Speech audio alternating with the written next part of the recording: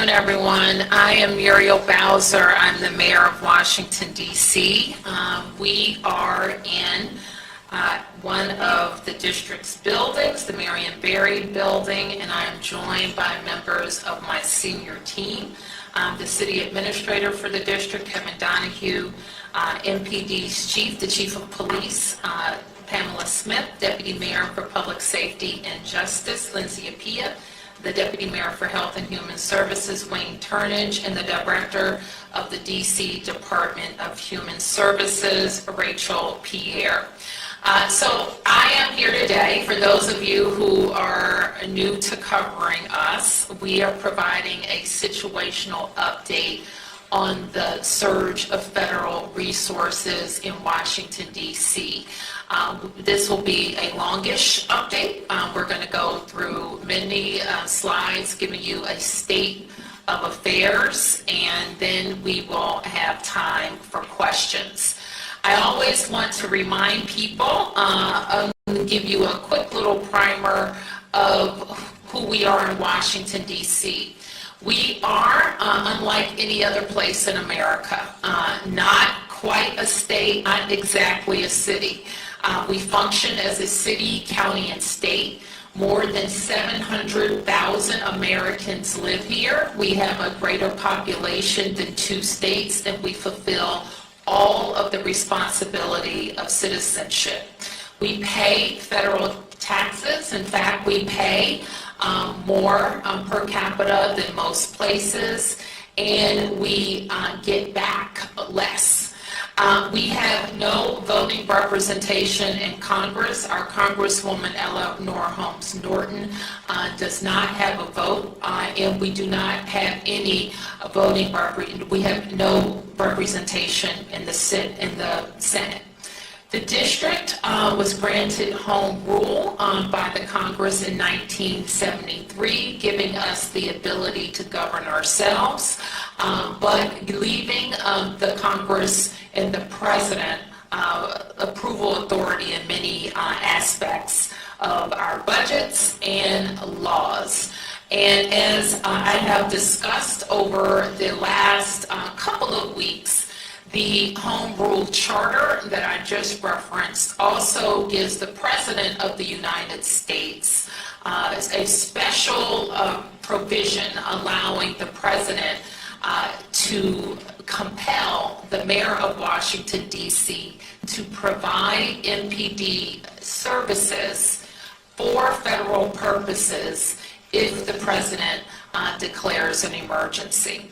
So the district is coordinating with the federal government, our federal partners, while we are maintaining on all aspects of the presidential emergency, while we are maintaining the provision of excellent government services. Last week, I instituted an emergency operations center. At the time, we called it an incident management team that helps us to organize within the government how we respond to emergent situations. And responding, making sure we are getting back to the federal government and making sure that our lead agencies in DMPSJ and MPD have everything that they need from the Fed. We organize in this manner. This Emergency Operations Center will also allow us to support federal surge or any federal task force activities beyond the emergency. So today we will be mainly focused on 3 of the 4 work streams, and let's start with public safety. And you have heard us talk many times, and many friends don't know how unique our system is in Washington, D.C. So when we talk about the criminal justice system in D.C., it's not a local system. So unlike any state or city, our city ecosystem for public safety combines local responsibility and federal responsibility. As you see, the Metropolitan Police Department, the brave men and women who protect us, of course, our city government. The D.C. jail is where people who have been arrested are held pre-trial. The federal system includes a supervision of people before they go to trial. The federal government and the United States Attorney is responsible for all adult prosecution. Youth prosecution is a local responsibility belonging to the Attorney General for the district. The courts are federally appointed judges. And then when we talk about detention and incarceration, D.C. jail will hold some people, and other people will go on to serve the remainder of their sentences at federal prisons in the Bureau of Prisons. We detain our youth with the DYRS. All of probation, both for adults and for youth, are a federal responsibility. I'd like now to talk about something you've also heard me talk about, and there's been some debate in our local press about what's happening with policing in D.C. and the number of police that we have in particular. So we wanted to give you a long view about where we are with the number of police, and we can talk a little bit about where I think we need to go. And Kevin and Lindsay, if you want to jump in to talk about the trajectory of police hiring. Sure, I'll talk about the long view, and Deputy Mayor Peel will sort of talk about the past few years. So this chart shows an arc that dates back about 30 years.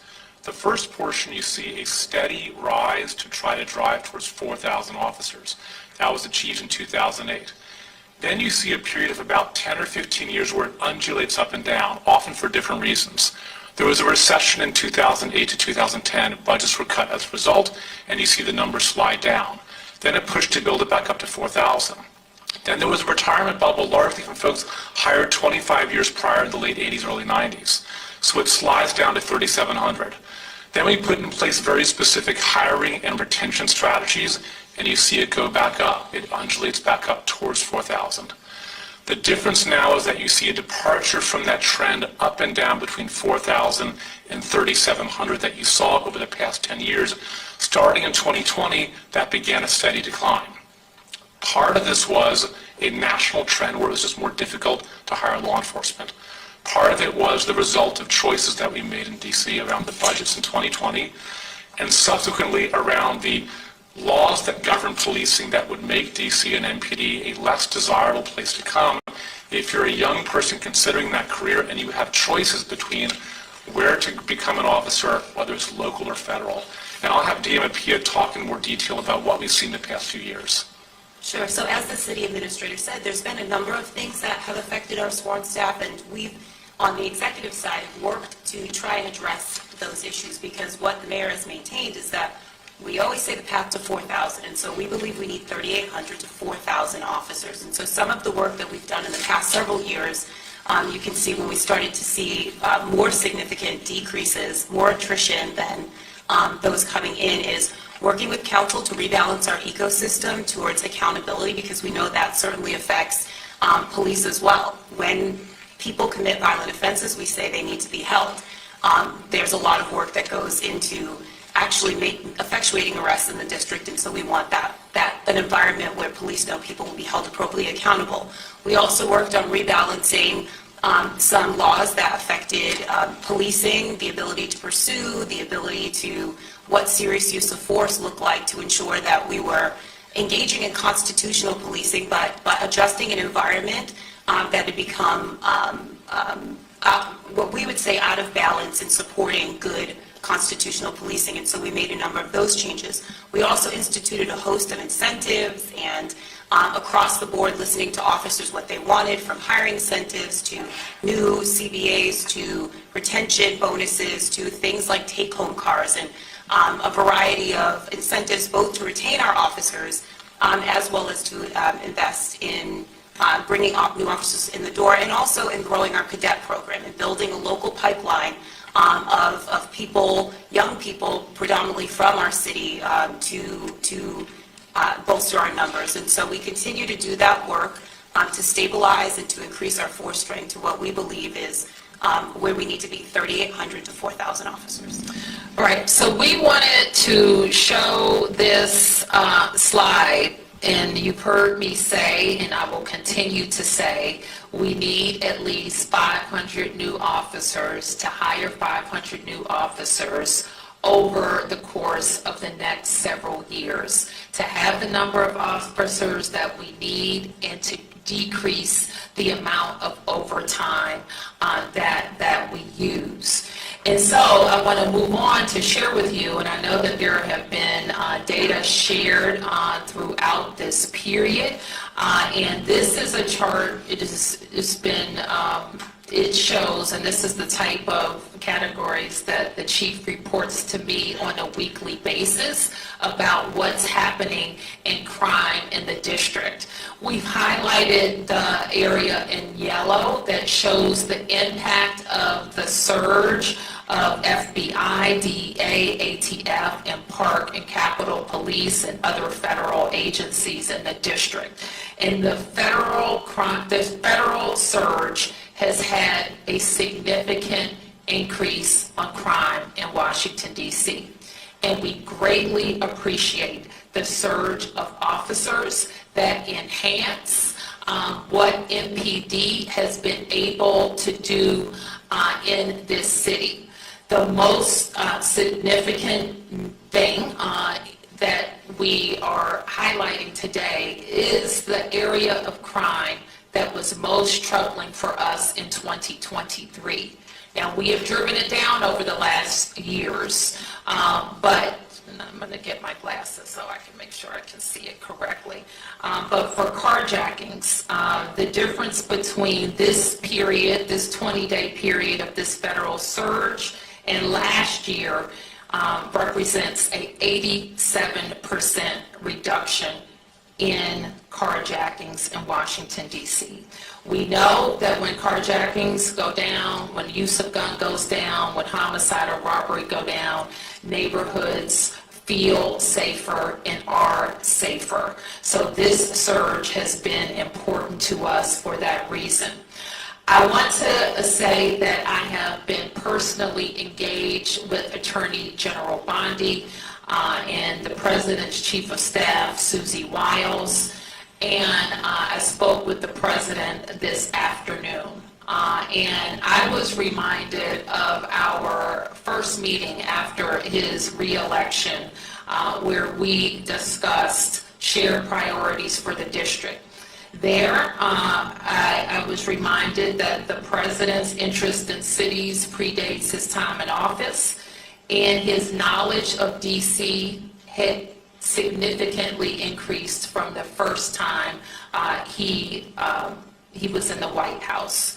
And so we knew that the priorities around safety and investment in infrastructure would be on the President's mind. Now, since this surge has begun, it has been my charge to my team, especially the chief, to make sure that while we have federal resources, that we are strategically using them to enhance MPD's efforts and to make sure that we are getting the best outcomes for DC residents.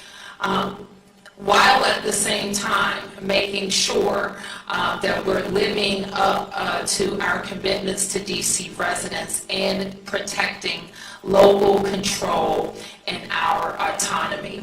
So we'll say a little bit more about what has worked and what we think needs to change. But before we do that, we're going to say a little bit more about the beautification efforts in D.C. So let me first say how proud we are of our city and how beautiful and green our city is. When people visit our city, they comment on how green it is, how wide the avenues are, how many trees we have, how great our parks are. And it is an effort that we take great pride in as city officials. Our teams, of course, include DPW, DDOT, DGS, Parks and Rec, and our teams work with federal partners. The map you see, I think all of the red is federal parks, and like many things in Washington, there is a mix of local and federal responsibility, and the red spaces that you see are major federal parks as well as pocket parks throughout the district. The district over the last 10 years, I have had a significant effort on improving infrastructure, especially alleys, local streets, trees, lights throughout the district, and you can see the change over these last 10 years of roads that were in poor condition to roads that are now in good or excellent condition. We will, though I don't know much of the details, we will be supportive of the President's $2 billion request to improve infrastructure, especially federal infrastructure in the district.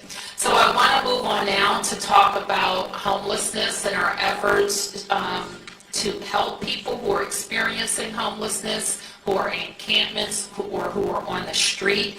I wanted to share a little data about our experience over the last couple of years. We do a point-in-time count every year.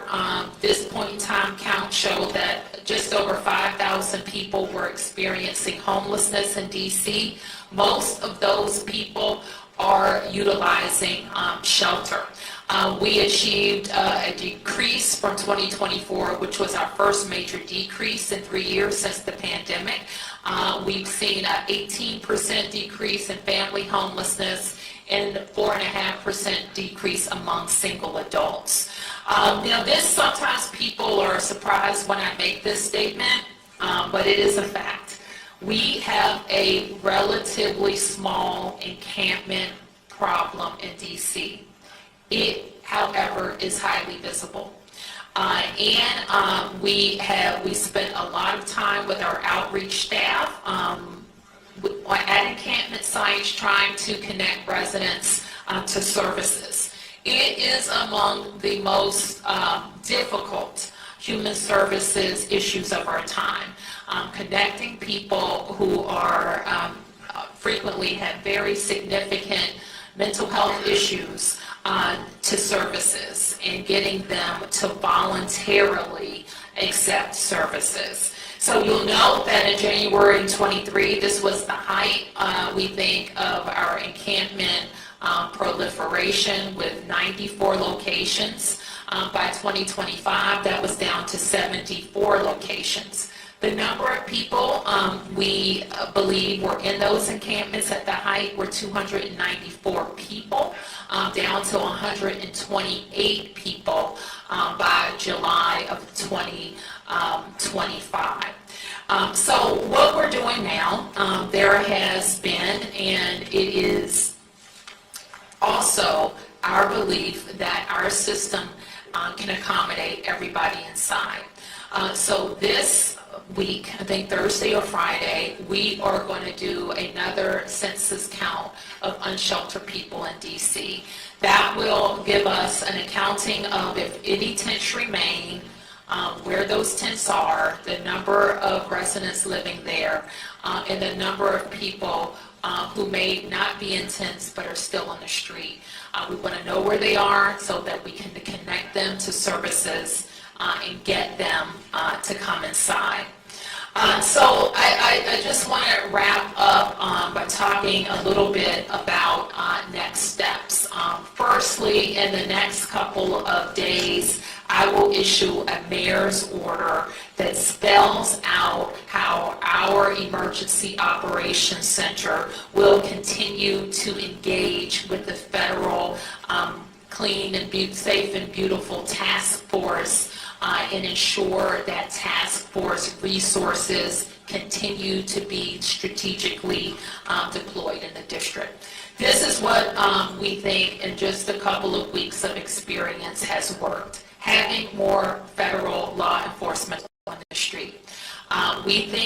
having more stops that got to illegal guns has helped. We think that there's more accountability in the system, or at least perceived accountability in the system, that is driving down illegal behavior. We know that we have had fewer gun crimes, fewer homicides, and we have experienced an extreme reduction in carjackings. What we know is not working is a break in trust between police and community, especially with new federal partners in our community. We know having masked ICE agents in the community has not worked, and National Guards from other states has not been an efficient use of those resources. What's still needed is, in the city, we're going to continue to need more police. We continue to need more prosecutors, more judges, more effective prevention programs, and we need to ensure local control. We also know what has helped us in the last 2 years drive down crime numbers. We looked at the ecosystem similar to the changes we saw in the police numbers. And we advanced legislation, the council advanced legislation, but we know there's more to do. We will continue to work with the D.C. Council and the Attorney General on legislative changes that will promote more accountability. We will approve the police contract to retain our force strength and look for other ways that will help us recruit and retain high-quality officers. We will offer a hiring and retention bonus to help us shore up our path to 500 new officers. And we, of course, are focused on ensuring accountability throughout our system.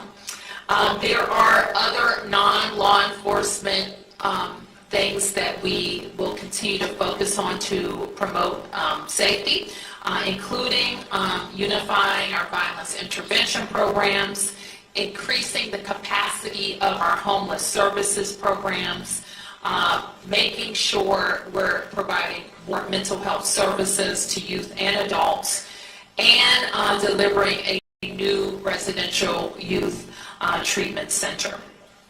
Now, while this isn't a work stream of the federal task force, we include it in all of our discussions, and that's how we recharge the district's economy. You have covered a lot the problem with the CR that caused us, the most recent CR that caused us to have to cut $1 billion from our budget, which in fact impacts our ability to quickly pay raises for firefighters and police officers.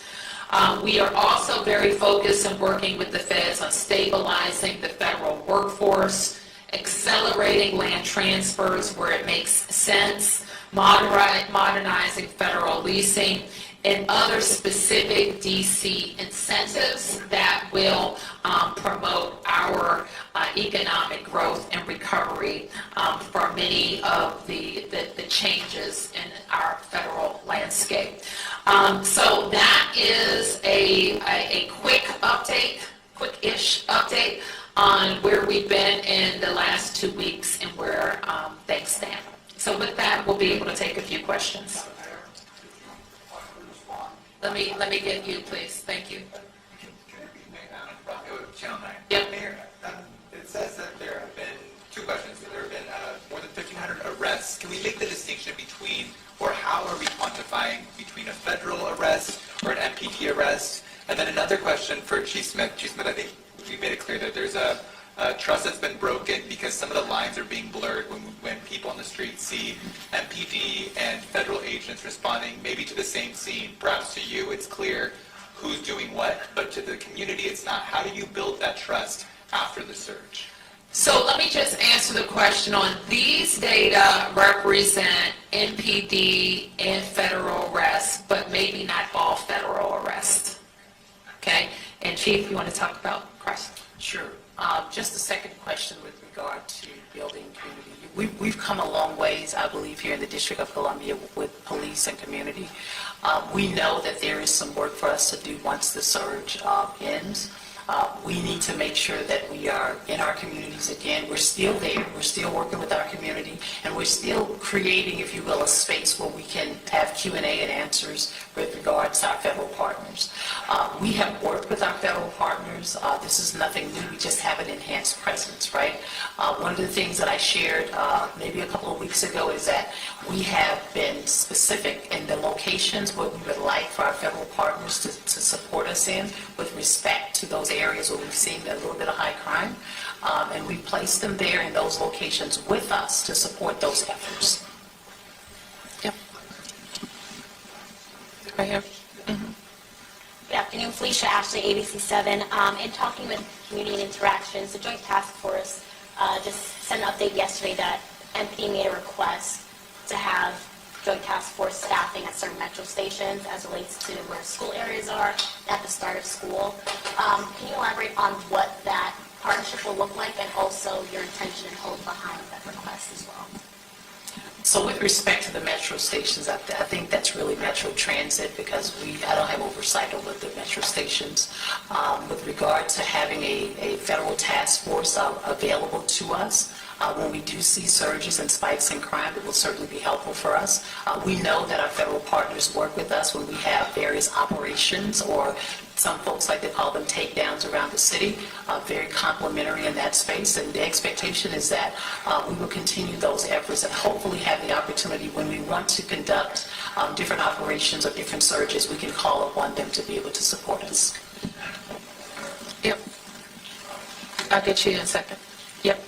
Madam Mayor, yes, thanks. In your conversations with the president, what assurance did you get that he would not attempt to go beyond the 30 days? That was not something that I discussed with the president, but with the Attorney General Bondi, and we will continue to work on how our Emergency Operations Center and the Federal Task Force can work together. Yep. Earlier this week, activists were out front of the D.C. courthouse during arraignments that lasted well into the night, about 100. My understanding is a good portion of them were no paper. I just wanted to get your thoughts around that, just seeing as though police are arresting people. Yep, that's a great question. We don't have any information around what the courts have done or what the U.S. Attorney has done. We just don't have that information available for this briefing, but I do think it's important to understand. Mayor? Yes. Would you respond to the plan by the federal government, the Department of Transportation, to take over the management of Union Station? Well, the federal government owns Union Station, and I think that I don't know the details of what will happen. If it's just about management, that I would consider that step one.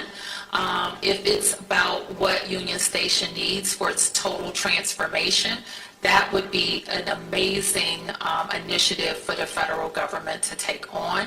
I have had a very early conversation when I visited the president during his most recent transition about Union Station and how that could represent a very significant and good investment for this region. Mayor? Yep. Hi, Tom Fitzgerald from Fox 5. We've seen some remarkable scenes from the people of Washington, D.C. over the last couple of weeks, reacting to the situation, dealing with the situation. The protest in front of the courthouse was mentioned. When you've looked around the district, what do you have to say about how the people of Washington have reacted over the last couple of weeks?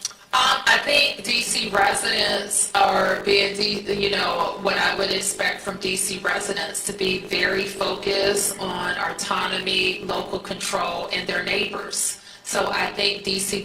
residents are very concerned about each other, and they're very concerned about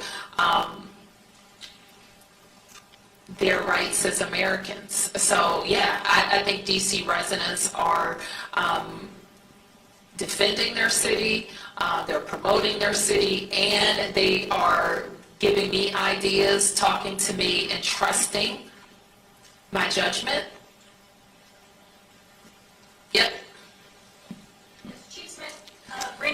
DC News Now. Can you speak to any kind of hesitation that we might be seeing in the community when it comes to working with not only MPD, but working with federal law enforcement, creating that community connection, and any kind of hesitation when it comes to seeking out emergency services right now? Well, what I can say with our communities, our team is still working. We're still doing community outreach. We're still having the programs and initiatives that we typically had prior to the surge. I mean, clearly there is some hesitation, obviously, with some of our community members, which is very important to me that my team, myself, that we are educating our communities on the relationships that we have with our federal partners. Again, I'll emphasize that the relationships are not new, right? It's just an enhanced presence. And what we want to do is to make sure that we're educating our communities, community members on how to engage with law enforcement when they come in contact with law enforcement for any reason. And we still want our community to reach out to us, right? Because like I said, MPD, the Metropolitan Police Department members are here. They're doing a fantastic job every single day in the community. And we want our communities to continue to have that trust with us when it comes to different type of activities that's going on that we need to know about.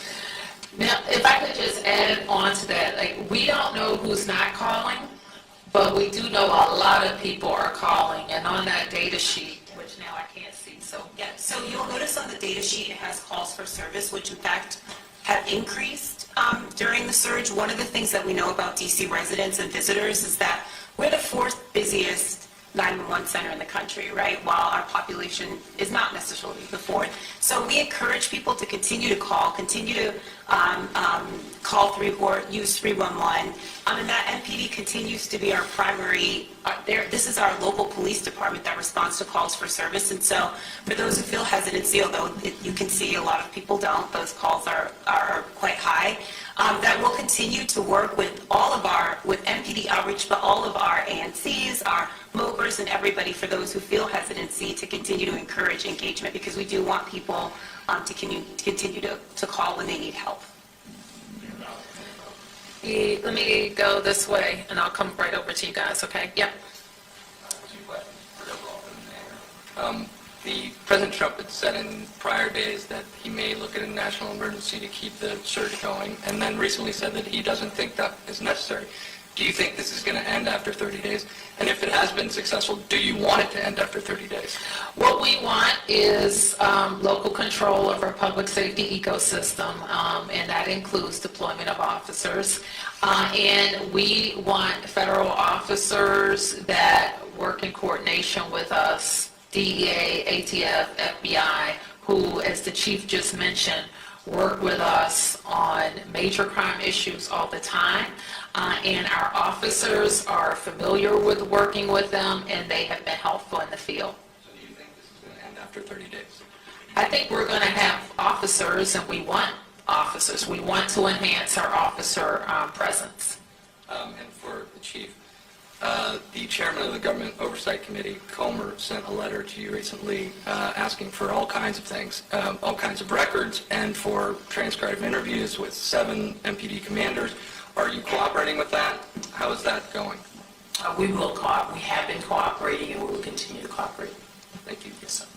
Yep. For the mayor, could you say why you believe the Trump administration exerting greater control over Union Station would be a good thing? They own Union Station. It's owned by the Department of Transportation. And it will be a good thing because that station has suffered from needing, some say $12 billion, but let's call it at least $8 billion worth of investment in the renovation. And that is not something that the district will be able to support. It is an important regional asset. It's an important asset for the Eastern Seaboard. It's an important asset for the nation. So it is appropriate, in my view, for the federal government to make the necessary investments in the transformation of Union Station. Do you know whether or not they plan to make those investments? I don't. It's not in any current budgets, and it hasn't been for as long as I've been familiar with the plans. It has suffered from not being able to get the money that it needs for the renovation. Yep. Just Scott Gum with WTOP. Two questions for the mayor. First, what can you share, if anything, about the president's conversation regarding city roads, medians, infrastructure? He's been critical of those. And secondarily, possibly for the chief as well, how could you all be sure that MPD officers wouldn't be making the arrests that you showed on that data screen without the federal search? Say that, can you give me that last question again? Sure. Just how could you be sure that MPD officers wouldn't have made all of the arrests that were illustrated on those charts without the federal law enforcement search? Well, we know, and I'll turn to let me just turn to the chief about some of the additional deployments that could have been made. Let me put it this way. If there were 500 additional MPD officers, that same activity, arrests and gun recovery would have likely been made. That's it. Roadway. Oh, the infrastructure and roads. I think that it was a very high-level conversation, and I wouldn't say it's any different than what he's already said about roads, medians, and grass. Yes. Thank you, Mayor Bowser. Joe Khalil with News Nation. You said you agree with the $2 billion investment that President Trump is asking Congress for D.C. He has said he expects those projects could take anywhere from 6 months to a year. So do you expect that timeline is accurate? And if it is, do you expect there will be some kind of federal presence here in some form for a full year doing that? I have no idea what the projects are, other than what I've heard or the timeline. Our experience with those type of projects is they take long, but I couldn't comment on that because I don't think there's been a listing of projects. And you've acknowledged here that some of the crime has come down significantly in the federal takeover here. There are Search. In the Federal search. There are several other cities President Trump has floated also for potential National Guard presence. A lot of those cities' leaders have pushed back on that. Would you recommend that they accept the Guard or federal resources as has happened here? Let me just say this. We're unique. I'm the mayor of Washington, D.C. My comments relate to Washington, D.C. And we are unique in that we're always going to have a different relationship with the federal government because we are the seat of the nation's capital. And so that's different. So I wouldn't comment or extrapolate to any other place. This is what we are dealing with. And what was that your whole question? Okay. Yeah. This is Campbell Robertson with the New York Times. Chief Smith, and y'all kind of answered this a few minute ago, that the operations that are unfolding are very much what y'all would be doing if there were 500 MPD officers. But given, you hear a lot of folks in some of these neighborhoods who feel, a lot of stops and searches, what's in your pocket, all this kind of stuff, and these are strangers, they don't recognize them, they're not local police. Your initial concerns about trust, do you feel that the way these operations are being done are exactly what MPD has been advising the federal partners to do, or do you concern that it's a little bit too aggressive and you have worries of what effect it might have on communal trust going forward? And I think anytime you have an influx of anything, there is some concern, and especially in this case where we've built relationships with our community and now we have additional law enforcement officers present, which is why it's really key and important for me to make sure we have the Metropolitan Police Department officers aligned with our federal partners. Some of the things that you're seeing is some of the ask and requests from community. Community wanted to see more traffic stops. They would like to see more police officers present in various communities. And so what we've done has been very strategic and thoughtful about taking into account some of the requests and also making sure that in areas, I'll just use for an example like the traffic safety compliance checkpoints, right? I've heard since I've been here over and over again that officers are not conducting traffic stops. And so we initiated the traffic safety compliance checkpoint in order to ensure that we can educate folks about traffic and traffic safety.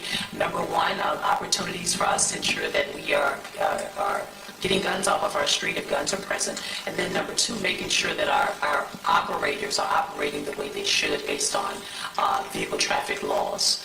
And so I don't think we're doing anything any different in that space, with the exception of the fact that we have an additional surge, if you will, of police officers, and we'll continue to do that. If they're here, we will utilize our federal partners in spaces and places what we have heard from our community, and when we've looked at our own data and analysis in areas across the city where we know that we've had a certain spike in crime, and we'd like to see that reduced. And what you've seen over the last 2 weeks is the efforts with having an additional 500 or so officers supporting us in that area. If I could just, I want to maybe go in a bit more detail. I'm wondering from the slide if we can pull up the data chart again, because I do want to highlight, it's a complicated slide, so I want to make sure, since you all have a copy, it's read well. So when we look at, in any circumstance, has there been a change in crime reported? We can slice it and compare it different ways. So the one you see in yellow is the most traditional way that we and other people compare crime now to when we ask ourselves, how are we doing? Which is we compare how crime is now to the same period of time in the prior year. The reason for that is that crime can be seasonal, so we want to have a consistent basis for comparison. In the yellow, you see the most traditional comparison that we have, which is over the period of time in which we've had a federal surge this year, what did it look like last year? And so you see fairly precipitous declines, particularly in robbery, carjacking, and overall violent crime. If you were to go to MPD's website and look at crime cards and look at violent crimes with a gun, it'll more or less mirror the robbery, about a 60% reduction in crimes involving a gun when we look at the period of time now to the past time. But then, because of the scrutiny, you say, well, what else? How else do we look at it? So if you look at to the right of the slide, you see, well, let's compare within this year. Look at the 20 days since the federal surge compared to the 20 days prior. And the way to read those numbers is not based on last year, but recognizing we already had good momentum coming into the federal surge, and it made it better. And so on the far right, and I'll just sort of look at the violent crime, the very far right was sort of the year-to-date prior to the date of the surge. It was down about 26%. And as a result of the drops we've seen during the surge, you see it tick upwards. And the most significant manifestation of this we really see in carjackings, which, as the mayor said, is a crime that strikes fear in many people because you can be targeted quite randomly. And that's where we've seen the largest impact of nearly a 90% change when we look at what's happened during the past 20 days and what looked at this in the past year. So that's for the totality of that slide. Okay, who has that, Mark? Thanks. Mayor Bowser, I'm wondering if you could put some meat on the bones of your conversation with the president, particularly what you told him about, did you thank him as you did here? Basically, this has been pretty pro-surge press conference. This is pretty pro, we have seen reductions in crime. And this comes just after President Trump said, Mayor Bowser better get her act straight or she won't be mayor for long. So I'm wondering if this is in response to that, what you said to the president, what he said to you, did you push back at all? Because while, yes, the numbers are down, when we look at what's happening in the streets, there are a lot of neighbors who are really upset and not happy about seeing masked federal agents. You didn't say anything about the detentions of ICE, what's happening with those people, if you're doing any tracking, if you're doing any... So I'm just wondering about that conversation, and if you gave any pushback to the president about the intrusion on home rule, and what he told you as to what to expect in the future. Mark, let me say, we had a what I would call a courtesy meeting with the president. I had following a substantive meeting with the Attorney General, who is his designee on this issue, along with the Chief of Staff. And I'm not going to talk about the details of that conversation. You have seen what I have laid out in terms of our concerns, and you have seen what I have laid out in terms of the benefits, and that is the huge number of federal law enforcement, not National Guard, federal law enforcement that have enhanced NPD's deployment capacity.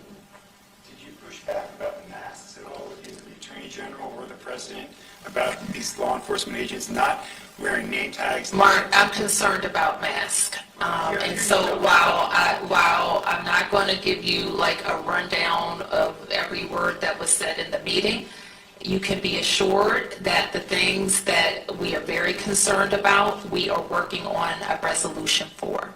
What about the ICE detentions? You haven't said much about those. Do you have any numbers on that, on how many people have been detained?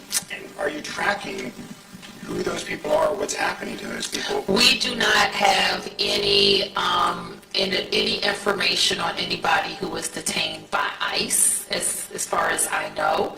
And I am concerned for sure because we think anything that we do and anything that we're going to ask the federal partners to do is focused on violent crime. Mayor, about the economic impact of those ICE I'm sorry, I don't know who's speaking. Okay. Okay. About the economic impact of those ICE detentions within covering families who are losing their homes, they are losing their jobs due to the fear, due to the immigration enforcement. What can you tell us, and what can you tell the Hispanic community and the immigrant community? Well, I'm devastated by people living in fear. I think you know very clearly how I feel about our nation needing comprehensive immigration reform, about the Congress establishing a pathway to citizenship for hardworking people who came to this country for a better life and who are not criminals, who are law-abiding. And I think when that question is finally answered, that's the only way to deal with this fear, or to deal with these agencies going after law-abiding people. Yeah. Yeah. Thank you. Olivia George with the Washington Post. Two questions. First, for the mayor. Under the Home Rule Act, what specific requests have been made for MPD services by the federal government, and how have those requests been communicated? Oh, we wouldn't be able to enumerate them here, but we do have a way of kind of centralizing requests. And one for Chief Smith, related to what was just asked. In what capacity is MPD assisting ICE with immigration enforcement? Based on the President's executive order, we are supporting the ask of the Metropolitan Police Department to support our federal partners in this effort. Yep. Mayor, thank you. Josh Chapin, Channel 7. Unfortunately, we saw a murder this week. I know there were some people in the federal government that were counting days without a homicide. It doesn't matter. Unfortunately, someone was taken. I'm just wondering, and maybe this is a better question for Chief Smith, but more officers going in, whether it's MPD officers or federal troops going into a place like Southeast or places where we've seen violence in recent weeks. Is that on the docket? Is that on the agenda to put more officers there? Well, you talk about deployment, Chief. Yes, we do have officers deployed in all of our areas and within all 7 districts. The plan initially was to ensure that we looked at the various locations around our city where we were seeing a spike in crime. And so, you mentioned Southeast, we have officers assigned in Southeast within all of our districts as well. Is the National Guard, is it worth the National Guard going in there or directing them there? I don't know how that's I even don't communicated. know anything about how the National Guard is being deployed with respect to that. Okay, we'll be able to take it. Did you get one? Oh, okay, Martin. Hey, Mayor, how are you? Chief, I just wanted to go back to something you said about things that residents were asking for that their MPD is now doing, like traffic stops. But what we're hearing is that traffic stop, no resident said we want a traffic stop followed by a guy asking you for your papers. So how do you balance what you say is the proper use of a strategic use of MPD resources and what people are perceiving as things that are infringing upon their rights in a pretty dramatic way, specifically targeting a community that is now telling us that they don't want to call MPD because they're afraid that if they call MPD, ICE is coming with them? And I do understand the concerns. I've had many conversations with many residents here in the city and community members. However, I also have heard from members who want us to enhance our presence in communities. And clearly, what I would say about the members of the Metropolitan Police Department, it is a responsibility of every member to ensure that we're showing up in our communities as we have been prior to our federal partners of the surge. And the expectation is that they will continue to do that. My oversight is over the members of the Metropolitan Police Department, and we do have great relationships with our federal partners, and it is my hope that if there are any concerns that members in the community have with respect to, I won't say over-aggressive or any violations, that there's a space and a place for them to report that. And just to follow up on that one, I mean, there's already plenty of things that happened this week regarding more things that the president wants to do with the district. One thing he said in this executive order is that the Attorney General is now empowered to ask NPD to change its general orders the way that police officers are told to operate. Now, NPD doesn't have to say yes, but requests can be made. When would you push back? Mayor Bowser, when would you push back? And what type of request would you push back on? What if the Attorney General said, listen, I want you to loosen standards on uses of force. I want you to allow more pursuits using vehicles. I want to get rid of body cameras. Like, how far is too far? I think all of those things you mentioned seem kind of too far, but that hasn't happened. Nothing has happened in that regard. The requests have to be made to me, and I would work with NPD on reviewing of requests. Yes.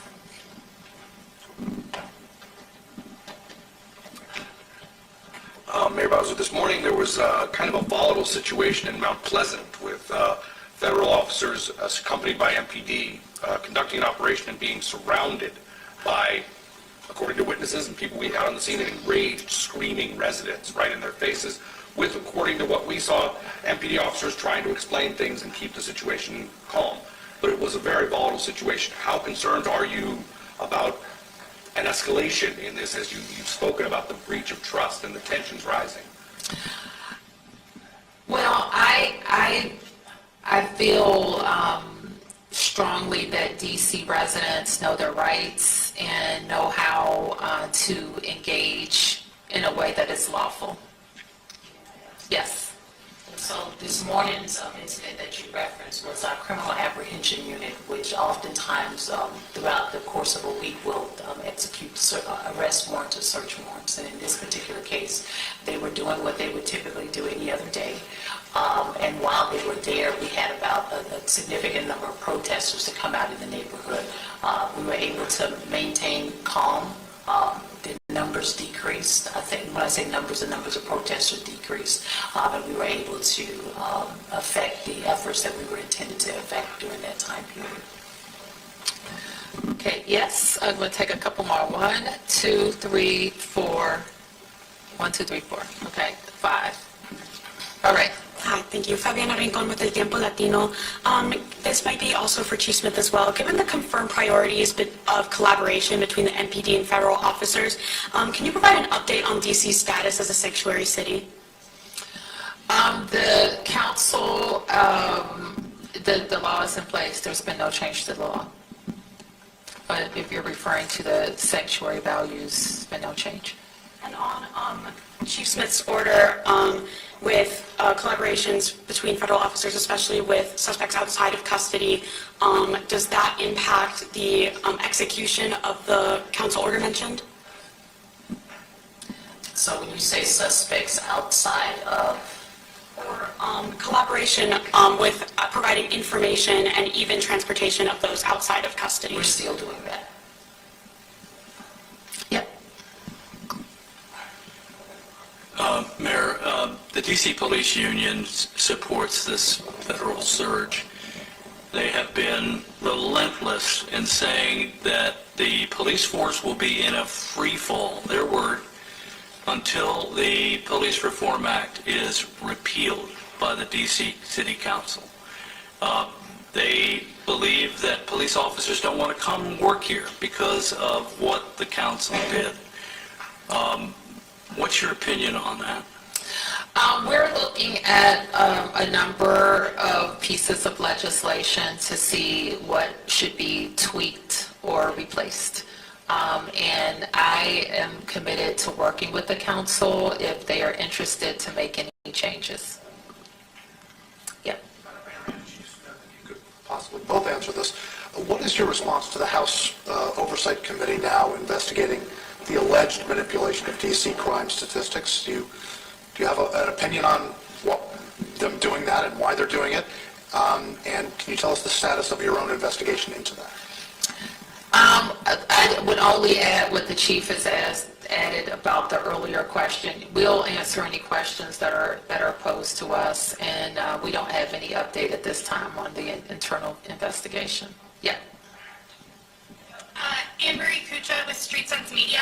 Can you give a little bit of your reasoning behind doing the emergency count? Is there a concern that people have been arrested or moved out of the district in large numbers, people experiencing homelessness?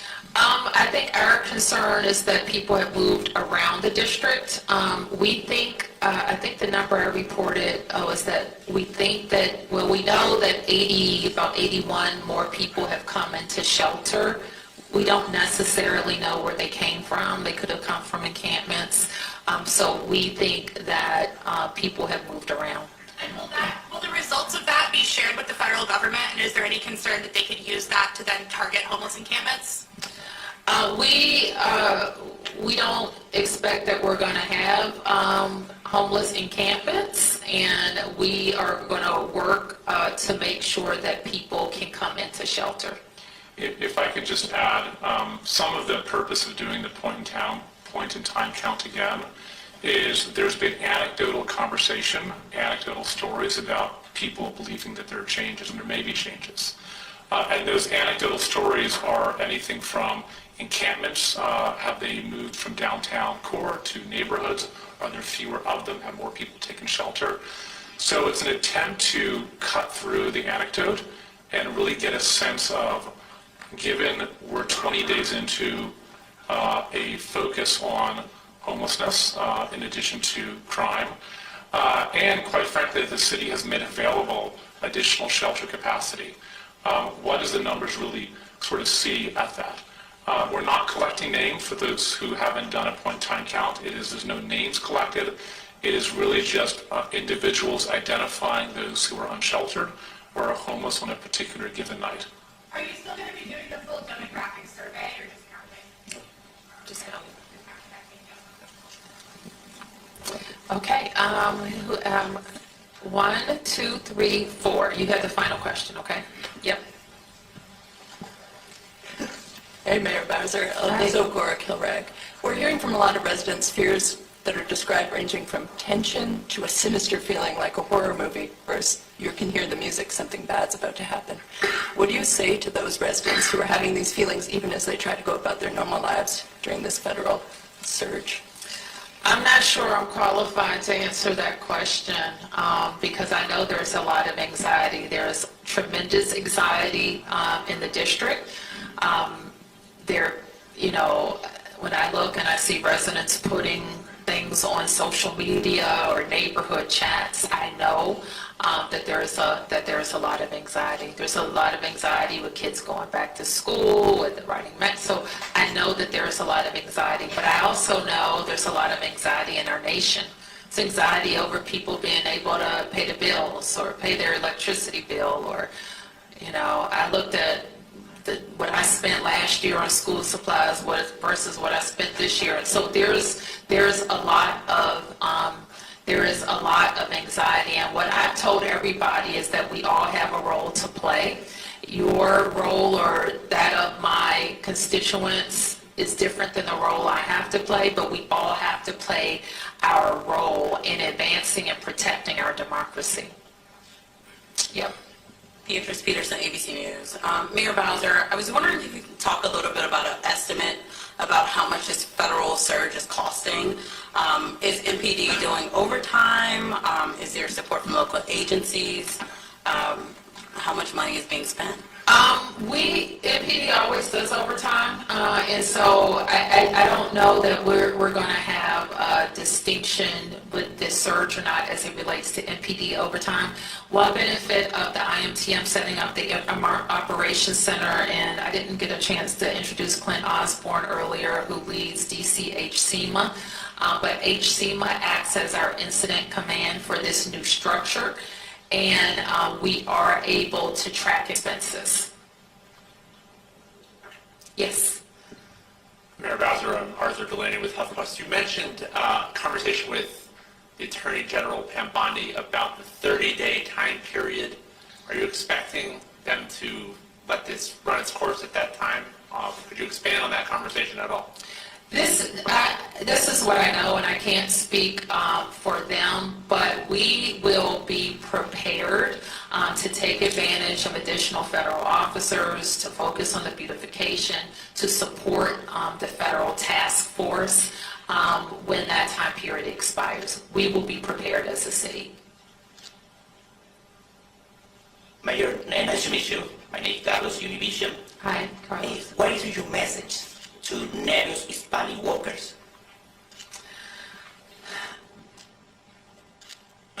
Earlier, I said, Carlos, that the answer is to have an immigration system that works and that is responsive to people who want to live in the best nation on earth, raise their families, and have a better way of life. And we know in Washington, D.C., so many people have immigrated here and legally immigrated here who have TPS protection. And whether you have documents or you're undocumented, you are like almost, you feel like you're being caught up in a dragnet. And that is horrible. And to the extent that there's enforcement in this town that does not have, let me just say, we should be focused, all these additional federal resources, on violence. And that is what my hope will continue to be. And I would just express to them as a neighbor how very sorry I am that they're living in this terror. Okay, thank you, everybody.